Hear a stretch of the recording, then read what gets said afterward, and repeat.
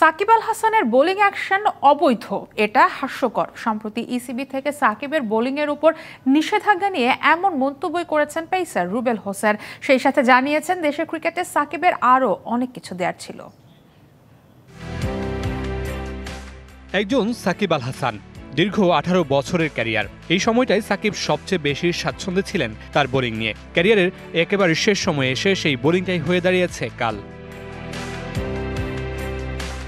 England cricket board থেকে তার bowling অ্যাকশনকে অবৈধ বলার পর তাতে সায় দিয়েছে আইসিসিও। তাই তো টি10 লিগে ব্যাটার হিসেবে খেলতে হচ্ছে অলরাউন্ডার সাকিবকে। সাকিবের বোলিং অ্যাকশনকে অবৈধ বলাটাকে হাস্যকর বলছেন পেসার রুবেল হোসেন। না, আমার কাছে এটা হাস্যকর মনে হয়েছে মাঝে মধ্যে। ঠিক আছে, কারণ একটা লোক এত বছর পরে যদি এরকমের হয়তোবা তার ক্যারিয়ারের হয়তোবা 2-1 বছর খেলতে পারে, বাট ফিনিশ অলমোস্ট, তো এত বছর পরে এই ধরনের একটা আসলো, এটা আমার কাছে একটু প্রথমে একটু অবাক হয়েছিলাম।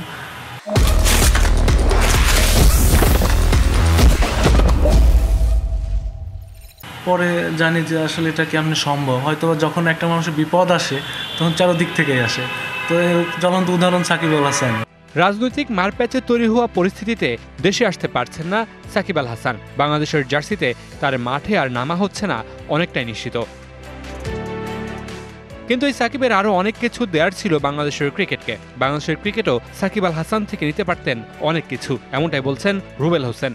ন্যাশনাল টিমে আসলে তো আমরা তো সবাই জানি তার জন্য এখন একটু অনেক টাফ, চ্যালেঞ্জিং হয়ে গেছে সমস্ত কিছুই। তো স্বাভাবিক, দেশের মানুষ তো উনি বাংলাদেশের অনেক বছর ধরে সার্ভিস দিয়েছে, বিশ্ব মানচিত্রে বাংলাদেশকে অন্য একটা জায়গায় নিয়ে গিয়েছে। তো ওনার কাছে বাংলাদেশের মানুষ অনেক কিছু চাওয়ার আছে, ঠিক আছে। প্লাস হচ্ছে আমরা চাই যে উনি আরও 2-1 বছর খেলতো ন্যাশনাল টিমে, তারপরে উনি সম্মানের সহিত রিটায়ারটা করতে পারত। বিপিএল এর জন্য মিরপুরে ঘাম ঝরাতে আসা রুবেল ডিবিসি টেলিভিশনকে জানান এসব কথা। Mamunur Rashid, DBC news, Dhaka.